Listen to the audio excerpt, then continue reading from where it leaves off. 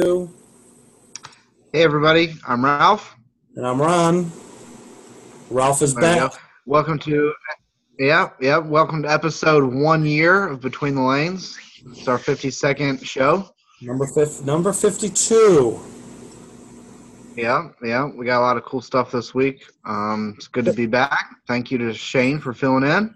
I appreciate that. Life gets crazy around here now, especially with two little ones and work and all that good stuff. So it's not easy for me to make the show every week anymore. So does it seem like it's been a year? I was thinking about that earlier, and no, it does not. It does not seem like it's been a year. Now I literally still remember being on the phone with you, being like, "Hey, I got this crazy idea," and literally, I remember we would talk about what we got to get to do it and how we would do it. And it seems like a month ago, really. Okay. But I guess maybe that's because I'm not on half the shows anymore. I don't know. Okay. So. Well, I wouldn't say half. You probably missed yeah. 6 maybe? I don't know. I missed more than I wanted to, but I appreciate everybody bearing with me, and thank you to Shane. Like I said, I appreciate that. Yep, he's a good time. So. Yeah, he's a good co-host for sure. Sometime I want to get us all three on doing a show at the same time, but that'll be a little later in the evening for him to make that. So yeah. All right, so let's get down to it. There we go. So, as we always say, go find us on YouTube, like the channel. You can send in questions and ask questions and make comments and all that stuff. And you can do the same on our Facebook page, Between the Lanes. And race results for last weekend, the winning report. So they had the Battle of the Colonies retro race at Port Jeff Raceway, and they ran stock cars in Can-Am. They had 35 stock car entries. Chubby was the winner, Edsel was second, and Brian X-Pro Cochran was third. And then in the Can-Am race... The question everybody wants to know, though, was Chubby's stock car body legal? Oh, really? I didn't read anything on that. What was up with that? I guess there were some people that weren't happy with the thicknesses of a lot of stock car bodies at Retropalooza, apparently. Okay. So. Yeah, I heard a little twinkling about that. So. I don't know. I would imagine though that after everybody voiced their opinion, news checked the bodies, and I would imagine that these were all legal. So. Okay. So they also ran Can-Am, and they had 35 entries, but Chubby was the winner again, so he got the sweep. Doug Bauer was second, and Edsel was third. And picture podium of the stock car race with Chubby in the middle, Edsel on the left, and Brian X-Pro on the right. Congratulations to Chubby on his sweep. And he kind of blew him out in stock car, but Can-Am race was pretty close. When they first posted the results up of we'll go back to the Can-Am thing, it was a different screenshot than this someone posted, and Keith Libby's 357 that he ran in the B main was there, and I'm thinking, wow, he kind of won by 5 laps, but then it was that's B main, and I don't know, he just couldn't repeat that pace, I guess, in the A main. So, even Brian Cochran's second place was more than the right, yeah. Because Brian Cochran ran 352 in the I guess the C main, and then the B main he ran 352, and then he only ran 337 in the A main. So obviously he had some problems. So, and then the AWRA, the American Womp Racing Association, was down at Cordell Motor Speedway, down there by you, or Cordell Model Speedway.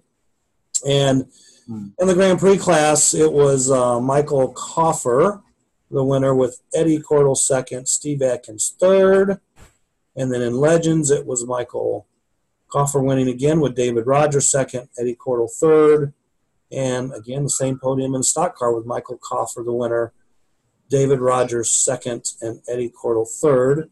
And I also read that this was the last race with under the ownership of Eddie Cordell. He's now sold the raceway. And yeah, and I want to say, I want to say thank you to Eddie.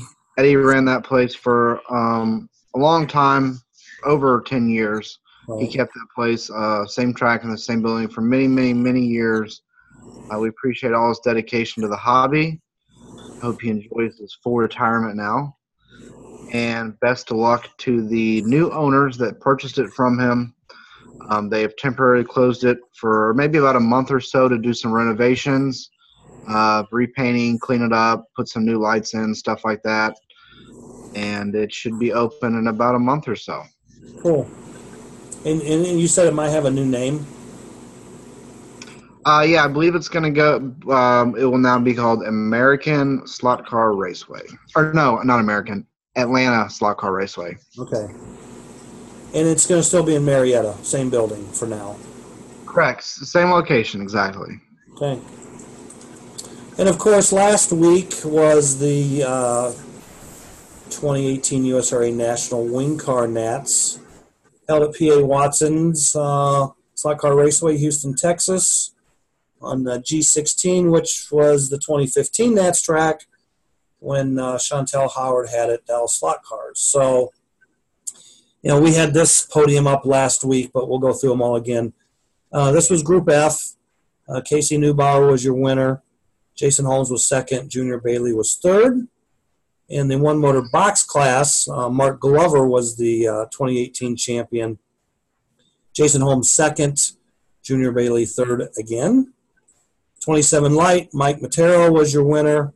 Archie King was second, and Justin Risk was third. And I think that was Justin's race, first race in quite a while. I don't think he had raced since Dallas Slot Cars got rid of the King track. I could be mistaken. He might have raced over at Bill Frost's place, but Justin hadn't been seen in a long time. So he showed up, and he got a pretty good third place and a podium.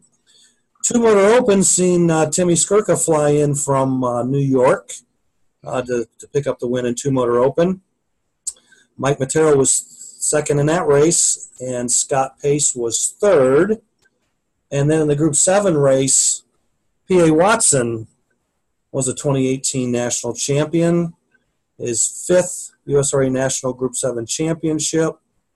Mike Matero was second again, so Mike Matero was third, or second, in 3 races.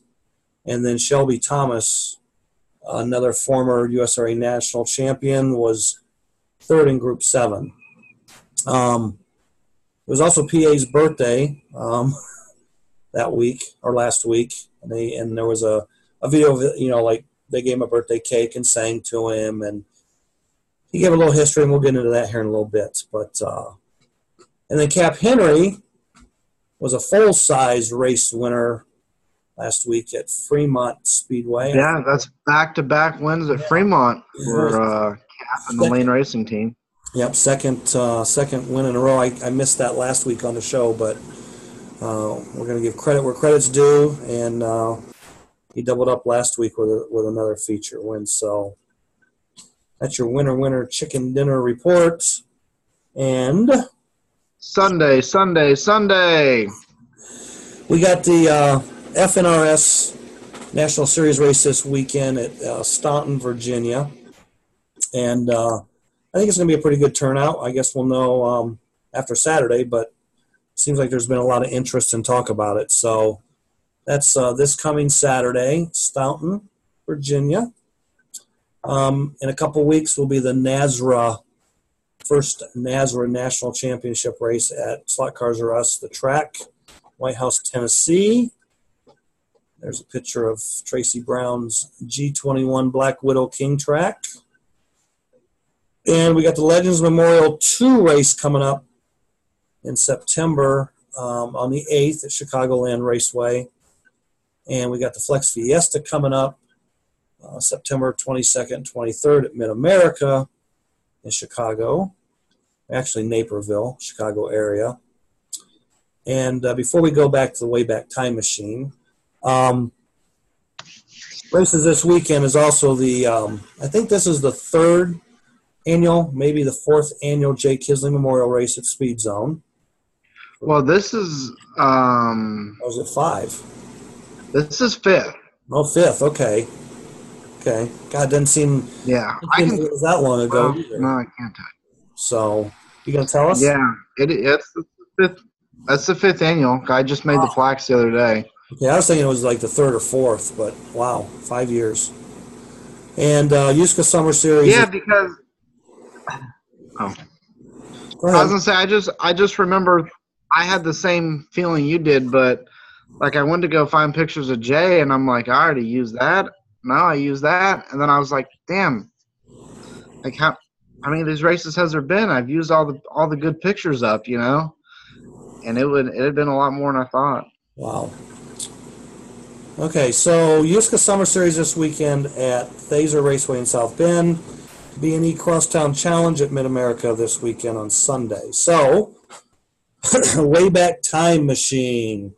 So, you know, with PA's 5th win, it was kind of cool to see PA get his 5th win, and it's been a long time between his 4th and 5th win, 25 years to be exact. Wow. His last win was in 1993. So I'm thinking, okay, this is 2018, so let's just go back through like kind of the history of USRA and look at some different years as well. But before we go to that, you know, this was PA winning in 1986 his first national championship, which was at Family Hobbies and Cones in the Detroit, Michigan area. Professor Motor Andy Smith owned the raceway. And then PA's second win came in 1989 in Wichita, Kansas at DJ's Raceway. And then his third win came in 1991 at Orlando. And then his fourth win came 1993 in Reseda, California. So his first 4 were kind of, you know, they were within 7 years or so, and then it was 25 years until his most recent one. So in 1978, because I just went back like 18 and 08 and 98 and 88 and 78. So Jan Limpak there in the yellow, Limpak Fresh Cuts history, and kind of raced for Team Cayman back then. He was the 1978 USRA Group 7 national champion. It was ironically held in Houston, Texas 40 years ago. So, okay, wait a minute. Were you there at this? No, this is before I even started. This was 3 years before I started slot car racing. So okay, look at the cool like handmade out of sight ad poster in the background. See that? Yeah. So So you got on the left, you got Joel Montague of Cayman. This is Jim McGarry. Yeah. And then Jan. And like I said, ironically, this was 40 years ago in Houston, Texas. We just had the Nats in Houston, Texas. And the race was on an Engelman, a 220-foot Engelman track. It wasn't on a King track. And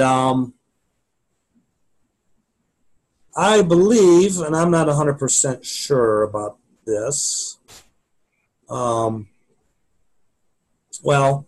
I do know this. Craig Landry owned the raceway in 1978, and it was an Engelman. After the 78 Nats was over, he sold the raceway to P.A. Watson.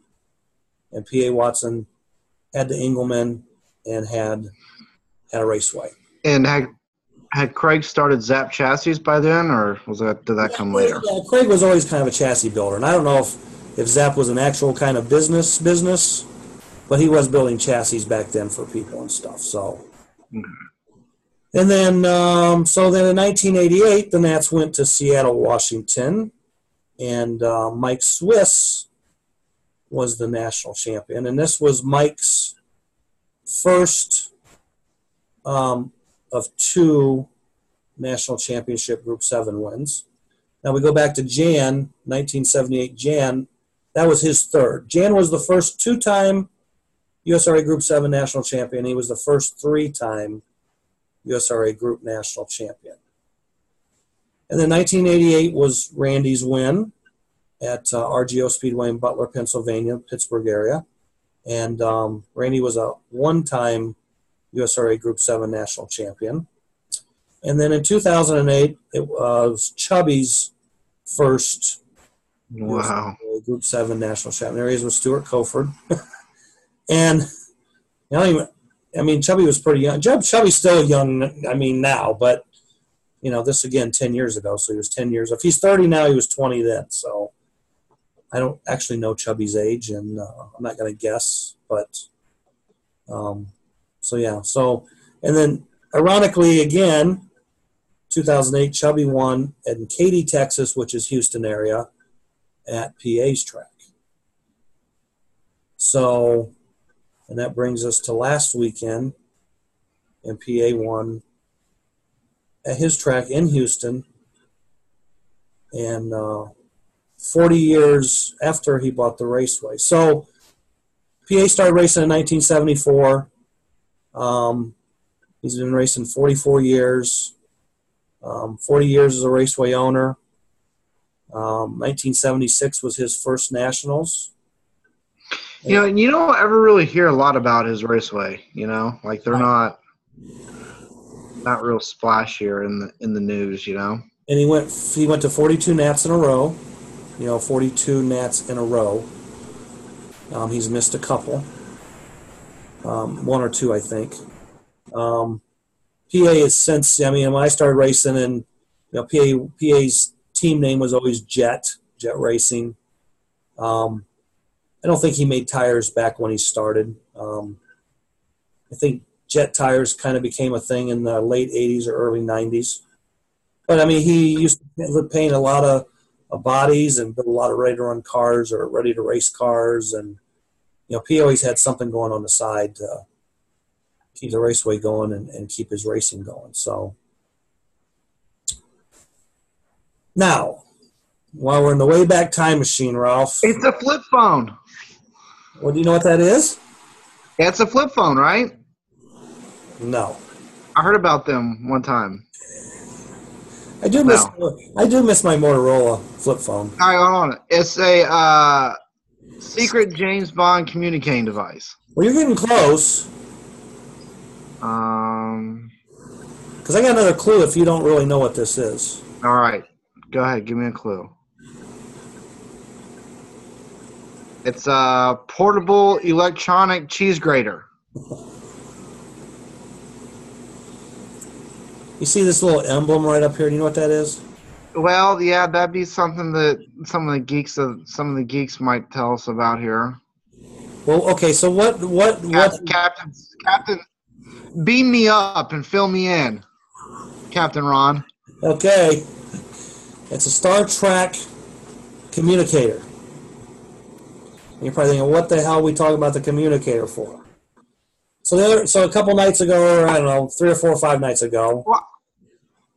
something comes up on Facebook, and I thought the guy was full of BS, and he was saying that on these communicators, the knobs that are like under the thumb here that we can't see, when they built these props in Hollywood for the show, the little knobs that we can't see was made from Aurora HO wheels. Okay? Uh-huh. Like vibrators and classic T-jets and stuff. So this was the picture, and then there was a thing that these were used on the Star Trek communicators in the TV show. Okay, go back to the first picture of it. Okay. It's really hard to tell because the picture's so small. Mm-hmm. But I did find an article. I did a little research, and I found an article, and there was another article that claimed that the prop guys, who must have been HO racers, decided to use these little wheels or the knobs. And I think the knobs are missing because they said they had a problem with the knobs falling off a lot during the show. Like, in the use of the communicators. So no one could really say exactly which of these wheels they used, but these were the wheels that were available in that time frame. And they were, again, Aurora, either vibrator or T-jet wheels that they used on the Star Trek communicators. No, I'll be damned. So, because we like bringing interesting slot car topics to our listeners and viewers, there's a tidbit. But I never could really find where it was confirmed they used those, but there was still articles claiming that they did, so, or stories. So I'm going to go with it as 75% true. Yeah, can we confirm? It's like Mythbusters. Yeah. Unless you found out who built them and they said, oh, yeah, I raced HOs and my kid did, and I thought they'd make cool little knobs. I mean, it's like trying to find the guys that worked at American Raceways. They're no longer with us or around. So we may never know if they were or not, just as we will never know how many licks it takes to get to the center of a Tootsie Pop. So breaking news, I'm sure everybody's probably seen this. What's Tony Stewart doing? Well, Tony Stewart owns the tracks that are at Henry Motorsports, HMS, in Bellevue, Ohio. And Tony bought the King that was the American King that's there now, that was in Texas.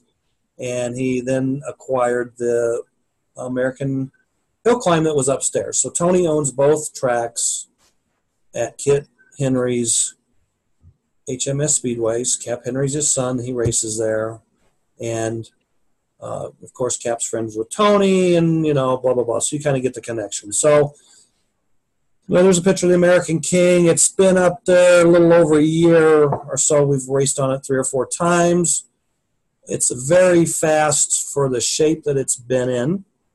And, Tony's been told it needed a little love and attention, of course, some money put into it. So Tony agreed to have Gary Gurney come in last week and refurb the track, I guess, as best as possible as you can without putting a new top on it. So this started last, whatever August 1st was, Wednesday, I think, last week, or maybe Thursday. And seen some pictures earlier today where they've, by the time this is airing, Cap should have run some test laps on it. So they stripped it down, pulled all the braid off of it, stripped it down. Looks like they've kind of bonded up at all the joints, sanded,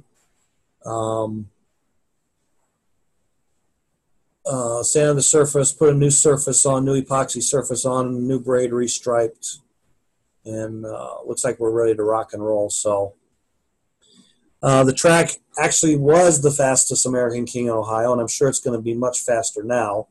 The track was really good, like from the finger, or from the dead man to the 90 needed to work, the donut needed to work, the top turn needed to work, and the straightaway, we lost a lot of F1 cars launching and getting gobbled up by the bank. So, the track got to the point where, it's like we're not going to host any races here until we get it straightened out because we're just losing too many F1 cars. So, hopefully, I shouldn't say hopefully. Every track that I've been on, Girding's worked on has been way better, faster than it was before. So, thanks to Tony Stewart, Gary Girding, and the guys at HMS for putting in a lot of hard work the last week or so. And,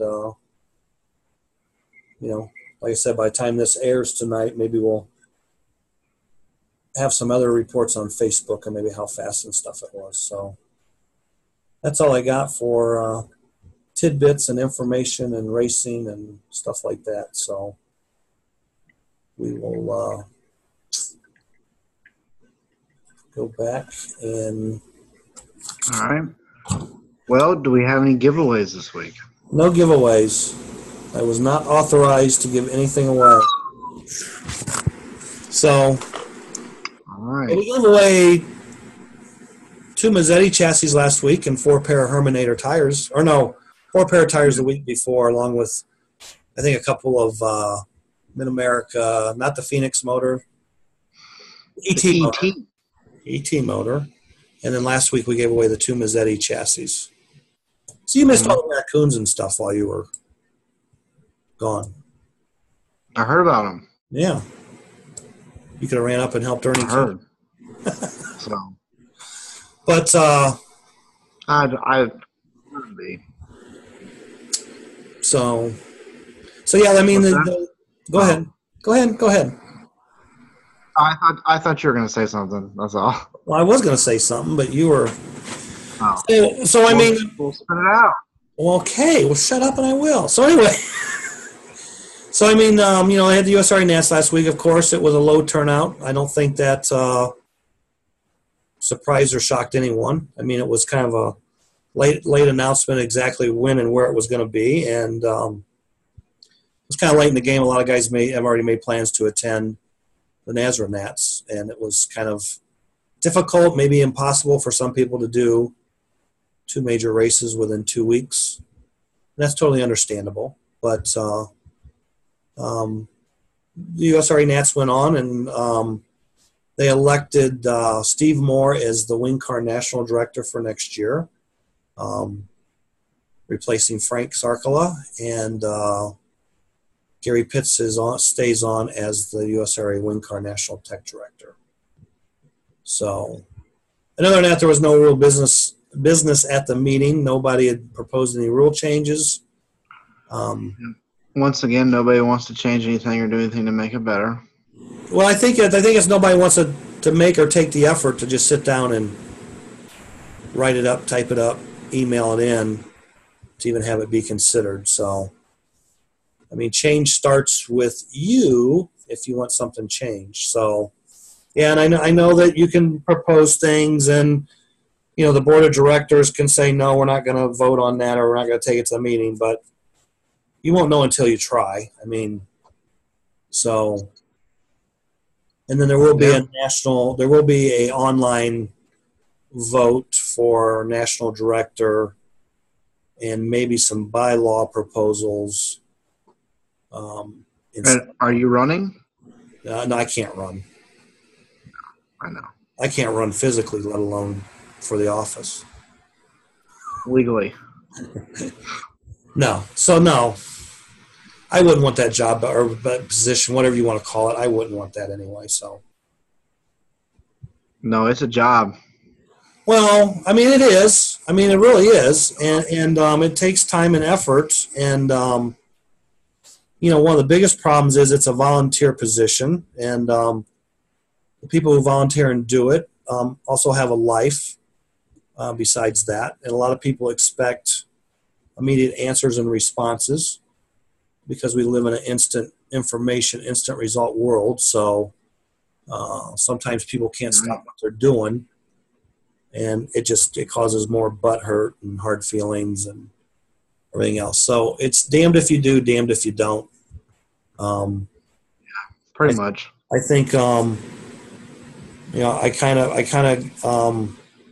appreciate all the volunteers in the past and I guess in the present and the future. And as long as you follow the rule book and do what the rules say that has been voted in, it makes everybody's life a lot easier. And I know that don't please a lot of people because some people think that people should just change things, but you can't do it because there's processes you have to go through to do that. So hate it or love it, it's the way it is, and that's the way all that stuff that's in the rule book we voted in years ago, and we have to go by it until we collectively as a group or whoever's there vote to change that stuff. So, but if no one proposes nothing's going to change. So, and it will go on in spite of itself. So, yeah. Not ranting, not whining, just I hear you. Saying how it is and how I feel. I mean, I was national director years ago, 2 terms, and used to hear it then. I mean, it's just, nothing changes. Everyone likes to rag on it. I should say everyone, but people rag on it. Some of it's justified, some of it's not, but it is what it is. And if you take a position, you're definitely in the hot seat. So. Oh yeah, I mean nobody's ever been national director, and every racer's been like, oh my god, this person did a great job. I mean, some people it's like the president of the United States. You know, some people like him, some Right. people don't. Right. That's how it's always going to be, no matter what. Yep. You know, So. Never going to please everybody. People who you thought you were your friends, maybe might end up not being your friends, and vice versa. You know? Yep. So it's politics. Okay. So recently we had a former track owner post a link to his GoFundMe account, requesting help paying his storage bill so his slot car tracks did not get evicted and sold. Or like what do you think about that? Like as in sold on Storage Wars? You know what I'm talking about? Oh, you froze up. Are you coming back? Earth to Ralph. Hello? Okay, well, we're going to pause this and we'll get Ralph back. Okay, so we got Ralph back. All right. Technical difficulties. That's what happens when you get a little rusty and dusty here. Equipment malfunctions. Yeah. So basically, I guess what I was saying was, I'll start over real quick. Yeah. Former track owner put up a GoFundMe asking for people to donate money so he could pay his storage unit bill, where he has multiple tracks saved, and the tracks have been in storage for like a decade or something, probably at least. You know. Okay. So I mean, how do you feel about that? I mean, personally, I feel like he's asking for like a free handout, and I feel like if he was going to open a raceway, he probably would have done it by now. Okay. I feel like he should just sell the tracks to somebody who's going to put them up, you know? Well, okay. So how do I feel about it? Well, okay, so that's a pretty deep subject. But, I mean, okay, so he's got the tracks in storage. He needs assistance, if you will, to pay the storage bill so he can keep the tracks. I think the GoFundMe was for $1,000, wasn't it? Yeah.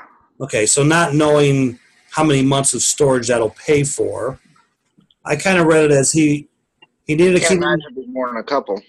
Okay, so the way I kind of read it was he needed the money to keep them in storage for a few more months or whatever until he can open a raceway, as he wants to find a building, open a raceway, and put the tracks back up. So, I mean, I guess I don't know. I mean, it's his tracks. He's the one asking for assistance. I can't say it's good or it's bad. Okay, I mean, I can come up with a million questions. Okay, so I guess one question would be, okay, so you get this money, you pay your storage, but you don't have a building, but now you need more money to keep the tracks in storage. Right. Exactly. Like, if you can pay next month's storage unit bill, how are you going to order parts? How are you going to pay rent? I mean, right. It goes on and on. Right, you know? Right. So, and I see your point where, you know, if you can't really afford the storage, then you probably can't afford to open a raceway at some point. Then maybe it's time to think about selling the tracks, and hopefully they will get set up and used somewhere. Because, you know, I know he claims that it's the last Revell track, but, you know, we had the discussion. That's highly debatable, but yeah, I don't think it's a Revell track. And again, it goes back to, you know, I don't have any proof, or I've never seen any proof where Revell would custom build a track or do a one-off track, even back in the day. Just like there was, you know, there's always these, well, when I went to this raceway and there was an American King track that had an orange bank on it, or there was this American King that had this turn on it from another track. Again, American I never found any evidence or proof that they offered custom tracks or different tracks from these models. Revell had certain models. So, I know, the claim is, well, it's got box construction legs, which that's what Revell did. Well, Engelmann did that. Right. I'm not 100% sure if Alltech did or not. I think they did for a while. Yeah, in my opinion, and I raced on that track for many, many, many years. That is an Engelmann track, in my opinion. Okay, and I believe it to be an Engelmann track as well. So, because I think back in the day, Engelmann would have made a custom track with those humps or hills, whatever you want to call them. Right. And because those are pretty severe humps and hills. Revell tracks had humps and hills, and Americans had humps and hills, but nothing like what you see on that track. So I still think it might be a C&M track, because there was a company in Sacramento that built tracks. Their period ad of that time had a track that looked very similar to that, except it didn't have the humps, and they were in Sacramento. And supposedly that track came from Sacramento. But on the other hand, yeah, right. That's the rumor. Right. But on the other hand, you have Tom Hansen, who raced on that track in Sacramento, and he felt that it was a Revell track. But the only way to know for sure, and that leads to another subject, would be to go back through the time period car model magazines and see if you could find a race report for a race that was held on that track. Because I probably hosted a USRA race back in 68 or 69, maybe 70. And, maybe an article that does say who built the track. Right. But last week we talked on the show about car model magazines and how I talked about at one time there was someone who offered all the issues on one disc, like a DVD or CD disc. Mm-hmm. And after the show, I got an email from a viewer and told me who to contact. I contacted that person, and they said, yes, they're still available, and they're like $47. And I haven't went back to that person and asked him if they're widely available. If they are, I will have more information on that next week's show. So if anybody here wants to order it, and that guy wants to fill orders, then they'll know where to get that. And he told me how much they were, and if I PayPal'd him the money, he would send me a copy. Now I don't know if he wants to do that for 10, 20, 30, 40, or 100 people, but I'm going to find out, and we'll have that on next week's show. So, but yeah, I would like to see. Okay, so he has not only that track, but you say he has an American Black and an American Queen in storage? Well, I don't want to say exactly what he has because I'm not 100% sure, but he has multiple tracks. Okay. Like multiple, meaning I believe 3 tracks. Some of them possibly are original American tracks, possibly. Okay. I would have to dig through my messages that he has sent me. Okay. But I don't recall off the top of my head. Okay. Not a problem. So I don't want to say something and it not be true, then yours. You know what I mean? So. Right. So I guess to answer your question, if he wants to put up a GoFundMe page and people want to send him money to preserve or keep these tracks from, I guess if he doesn't raise the money, what's his options? He has to sell them, or well, you either have to sell them or take them to landfill. Your storage unit get right repossessed, basically. Right. If it comes to the storage unit repossession option, there is a person here that knows where they are in storage and has been in touch with the storage unit owner and has been promised that he will not throw these soccer tracks out. He will give somebody an opportunity to buy them. Okay. Okay. So either way, they should be around for a while. Maybe different They owners. should be. Yeah. And so, So. okay. Well, we'll see what happens. And Right. I mean, when the GoFundMe page went up, I went over and looked at it real quick, and I think they don't. I had like $10 when I saw it. Yeah, and I haven't looked at it, and ever since the day it was posted. So, don't know what it's up to, and I don't even know where he's all posted the information on the GoFundMe deal. So, I haven't noticed it anywhere else other than on Facebook. So, right, we'll see what happens. Okay, well, that's about all I got. Anyway, that's all I got. So next week we will talk more about the FNRS race and other races that happen this weekend and races coming up. And happy birthday, Between the Lanes, 1 year, 52.